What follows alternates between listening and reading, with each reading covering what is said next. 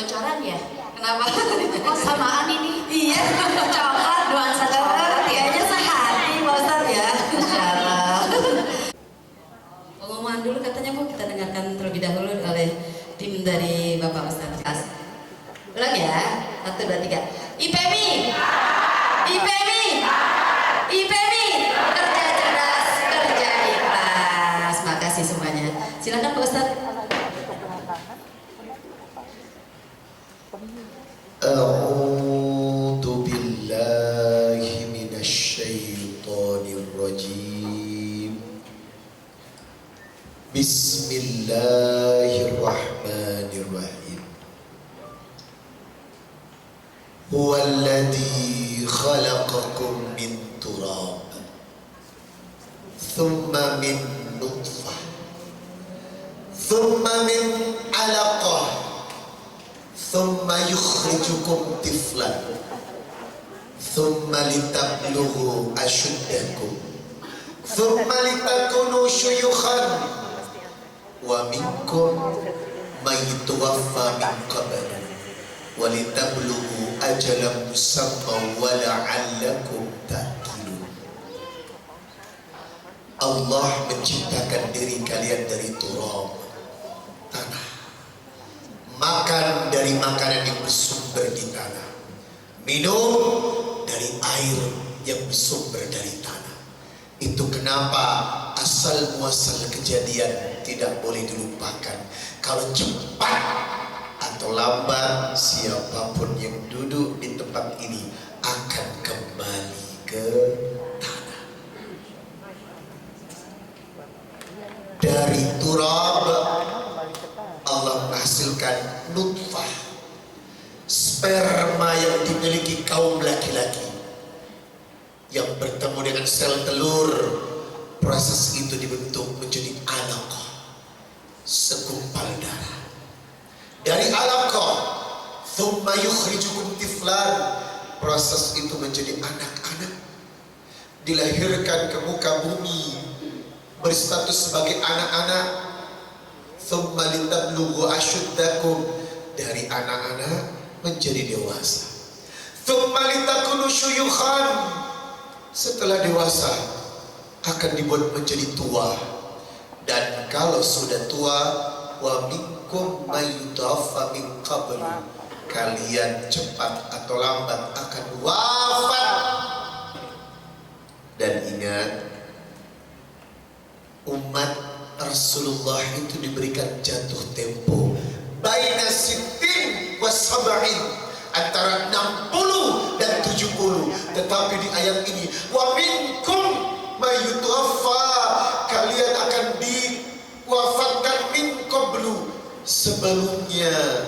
Ada yang wafat masih kecil, ada yang wafat masih muda, ada yang sebelum 50, ada yang di antara 60 dan 70. Maka tolong sadar kawan-kawan, yang Anda miliki ini bukan hak privilege, yang Anda miliki ini bukan hak istimewa. Semua di tangan Anda yang sekarang Anda genggam ini fana, cepat atau lambat akan dikembalikan, cepat atau lambat akan meniadakan. Kau ditinggalkan atau meninggalkan. Jangan pernah menganggap dunia itu akhir dari kehidupanmu.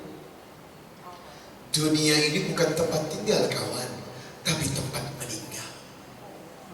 Dunia ini bukan tujuan, tetapi fase dari sebagian tujuan untuk melangkah pada tempat tujuan sebenarnya. Jangan mabuk dunia, walaupun kita jujur membutuhkan dunia. Jangan menjadi budak dunia hingga waktumu habis hanya untuk memikirkan syahwatmu, perutmu, kemaluanmu, duniamu. Tapi kau lupa rasa terima kasihmu kepada penciptamu yang telah menugaskan engkau dengan amanat untuk lebih taat kepada kepentingan akhirat daripada kepentingan dunia. Apakah waktu buka handphonemu lebih banyak daripada buka Quran? Jujur. Apakah waktu kita banyak untuk dunia tapi sedikit untuk akhirat? Jujur. Marilah Mulai hari ini kita berbenah. Surat Al-Ghafir ayat 67 yang saya baca adalah proses kehidupan yang Allah ciptakan secara fitrah, cepat atau lambat kita akan mendatangi yang namanya kematian. Ustaz, mungkin seperti apa agenda hari ini Ustaz, mengisi kajian seperti apa? Mungkin ramai ibu-ibu nih belum terhubungi juga. Ya, ini adalah agenda kedua setelah pertama di Rempoa.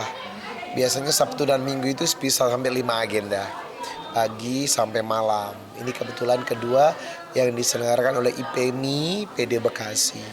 Pertama saya bangga ya, karena apa? 10 dari kunci rezeki, 9-nya adalah berdagang. Membuat entrepreneur atau menjadikan diri sebagai seorang pengusaha itu bagian daripada sunnah. Makanya seorang yang bergerak di bidang usaha itu adalah hal yang terbaik menurut Rasulullah. Menceritakan wanita-wanita yang mandiri dengan menjadi wanita pengusaha, karena ini kan pengusaha muslimah ya, berarti itu ada kebaikan dalam hal financial intelligence.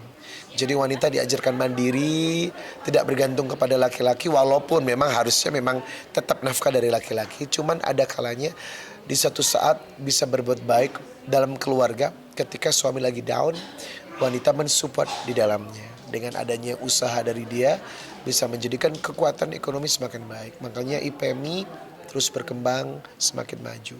Melihat semangat ibu-ibu yang datang kajian, berusaha juga terus tetap mengisi. Betul. Dalam agama. Jadi ini bukan sekedar pengajian, tapi ada beberapa visi dan misi di dalamnya adalah introducing, memperkenalkan pengusaha muslimah yang membawa alma mater sebagai diri wanita pengusaha, itu yang luar biasa.